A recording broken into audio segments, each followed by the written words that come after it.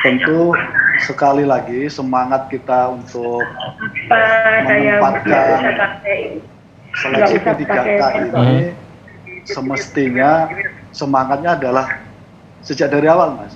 Kita sampaikan ini sifatnya kedaruratan. Ini bukan suasana yang normal.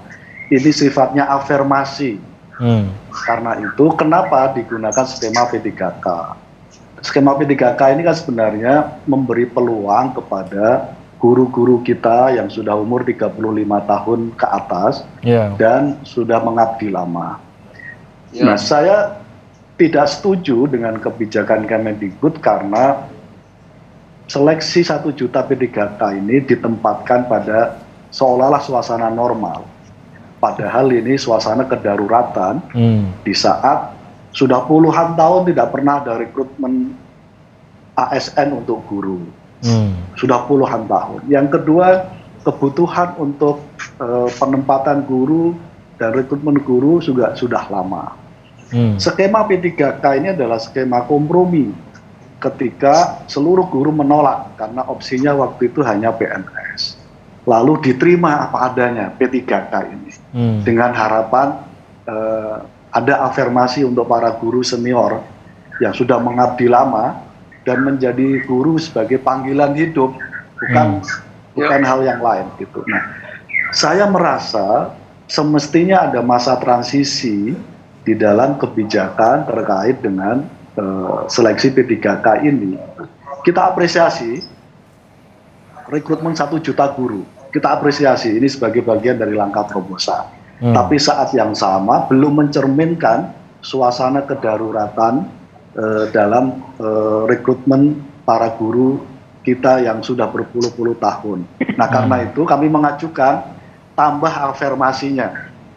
Yang 35 tahun ke atas jangan hanya 75 poin gitu. Tambah sebagaimana diajukan oleh teman-teman P2G P2G, oke. Saya malah menyarankan skemanya seperti kita melaksanakan PPDB. Jadi ada jalur zonasi, ada jalur afirmasi, jalur prestasi guru honorer, dan seterusnya dan seterusnya. Bukankah kita juga melaksanakan ujian nasional diserahkan ke sekolah-sekolah sesuai dengan kemampuan sekolah-sekolah? Gitu. Dan di situ juga mencerminkan betapa ada perbedaan kualitas mutu di sekolah masing-masing. Gitu. Nah, dengan passing grade yang tinggi dan sama di seluruh Indonesia, dengan update ilmu pengetahuan yang berbeda karena tempat geografis guru-guru kita yang ada di pelosok-pelosok, pasti Mas, sampai kapanpun tidak akan ada yang mencapai passing grade. Gitu. Saya mencontohkan ada salah satu kabupaten di NTT misalnya, ada salah satu kabupaten di sana kuotanya 1.200. Yang masuk dan lolos passing grade, yang daftar hampir 1.800. Yang lolos hanya 18, Mas. 18 guru. Dari kuota 1.100-an lebih gitu. Mau dilakukan 3 kali mereka ikut seleksi yang memang diberi kesempatan. Saya bayangkan juga nggak akan ada progres yang signifikan gitu dari kuota 1.100 gitu, yang sekarang hanya lulus passing grade 18 orang gitu. Jadi saya kira kita perlu sekali lagi Kemendikbud melakukan revisi dan evaluasi dengan BKN dan Menpan RB merevisi ini. Harus ditempatkan sebagai semangat kedaruratan dalam rekrutmen guru menjadi pegawai P3K. Tapi saat jadi semangatnya adalah kedaruratan. Iya, saat sudah berjalan Pak Saiful masih bisakah ini direvisi lagi? Sangat bisa. Saya kira masih ada ruang di dalam regulasi yang memungkinkan untuk Kemendikbud melakukan perbaikan, terutama nanti pada event untuk ujian yang kedua dan yang ketiga. Jadi kalau yang pertama ini misalnya sudah misalnya belum sudah regulasinya ditetapkan begini, saya kira untuk nanti yang tahap ujian kedua dan ketiga dilakukan evaluasi. Sekali lagi, berbagai diskusi bahwa passing grade ini sudah ideal, sudah sesuai dengan kebutuhan dalam rangka meningkatkan mutu guru, kualitas guru. It's okay, kita nggak ada masalah. Tapi semangatnya hari ini adalah kita mengafirmasi karena dalam suasana kedaruratan untuk mengutamakan para guru kita untuk dapat kesempatan untuk diangkat sebagai P3K. Nah, karena itu kita merekomendasikan untuk melakukan revisi perubahan dari aturan menyangkut soal seleksi P3K ini. Baik, saya ke Ibu Unifah. Bu Unifah bisa mendengar suara saya? Bisa. Oke. Bisa didengar? Baik, Ibu Unifah, saya ingin meminta tanggapan Anda. Tadi juga kita sudah mendengar bagaimana kisah Ibu Imas beserta suami ini menjadi salah satu saja sebenarnya cerita yang terjadi pada saat ujian P3K atau pengujian P3K ini dilaksanakan. Tapi mungkin Ibu juga melihat ada perjuangan-perjuangan guru honorer lainnya juga yang harus dijalani seperti Ibu Imas ini. Harapannya sangat besar, tapi mungkin untuk berani berharap ini tidak banyak. Kalau kita lihat angka-angka tadi dikatakan Pak Saiful, bagaimana sebuah daerah dengan 1.100 guru honorer yang berharap bisa mendapatkan atau menembus P3K ini, hanya 18 ternyata yang memenuhi syarat, Bu Uni. Ya, betul.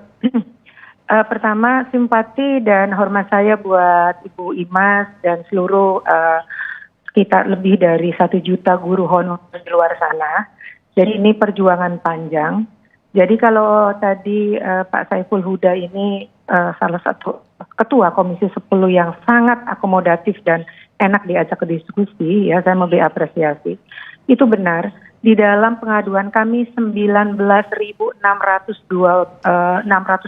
pengaduan dan kita sudah tutup pengaduan itu menunjukkan angka yang sama. Jadi 1,27% dari yang lulus dari afirmasi yang ada sekarang. Jadi kalau kita hitung 600.000 sekarang yang 600.000 yang ikut, jadi paling 6.000 yang akan lolos. Itu kalau dengan model pola sekarang. Jadi sama persis dengan Mas Huda yang tadi angka-angka yang disampaikan. Itu pertama. Kedua, bahwa ini rekrutmen ini sangat tidak berkeadilan. Jadi PGRI itu ingin kembali kepada Permenpan nomor 18. Zaman kemarin, pada waktu pertama kali PPP 3K disampaikan, kami diundang oleh Bapak Presiden dan dilanjutkan dengan dialog. Jadi saya akan mengajak dan saya memohon dengan segala hormat untuk dapat berdialog dengan Pak Menpan, karena kami dialog-dialog panjang itu melahirkan sebuah formasi yang luar biasa bagus, di mana angka sekarang ada satu yang dipakai, yaitu 100% untuk afirmasi sertifikasi. Itu usulan kami dahulu. Jadi benar kata Mas Huda tadi, bahwa seharusnya sekarang adalah yang berkeadilan. Jadi aneh sekali kalau orang mau dilihat pengabdian, kecintaan, kemerdekaan alam pikir para siswa sekarang dipotong hanya karena hasil tes. Nasib mereka di stop atau diberhentikan karena hasil tes. Sementara kita sendiri UN dan lain sebagainya itu kita tidak mengatakan bahwa anak-anak itu lulus kelulusan anak-anak itu tidak bisa didasarkan oleh hasil tes. Nah, ini pengabdian panjang ini harus diperhitungkan. Jadi di luar yang skema-skema yang tadi, ya, kami di samping afirmasi ingin diperbaiki, kami juga ingin ada semacam tadi, bagaimana misalnya pengalaman kerja, portofolio, kinerja, atau penghormatan kepada para guru. Jadi ini dulu pernah diselesaikan, pernah yang kemudian hasilnya K2 yang kemarin lulusan K2. Beberapa hal itu adalah hasil diskusi panjang kami, dialog kami dengan Pak Menpan. Dan saya berharap Pak Menpan ini pasti saya tahu orang sangat baik, dan jangan hanya nanti mendengar dari bawahnya, ya, yang dari bawahnya tuh ngomongnya sangat tidak enak kalau di Twitter di mana-mana. Saya menahan diri untuk tidak mengatakan sesuatu. Tapi hari ini darurat darurat guru. Sampai hari ini Indonesia sampai di sini adalah jasa para honorer juga yang puluhan tahun mengabdi. Jadi kami minta ada semacam perbaikan regulasi, ya, ada semacam kebijakan-kebijakan yang tadi.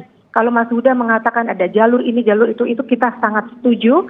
Dan saya bersiap untuk berdialog dengan Pak Menpan, ya, untuk merevisi dan untuk melihat.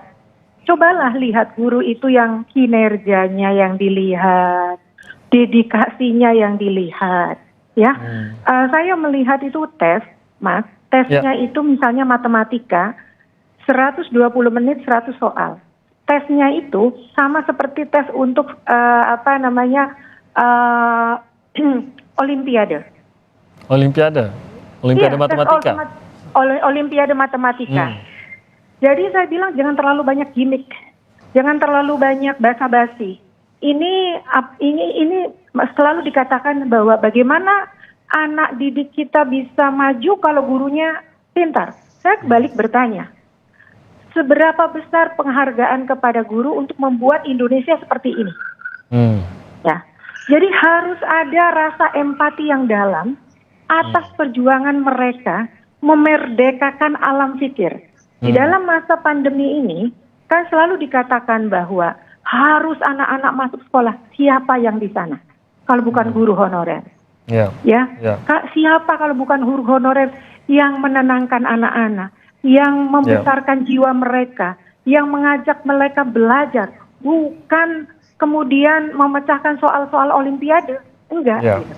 Jadi itu yang namanya kisi-kisi berbeda banget dengan apa yang disoalkan. Jadi kami itu memberikan pelatihan 4 bulan lebih, itu berbeda banget. Jadi bukan itu soalnya. Soalnya bagaimana niat baik pemerintah dalam keadaan darurat kekurangan guru seperti yang Mas Huda tadi sampaikan.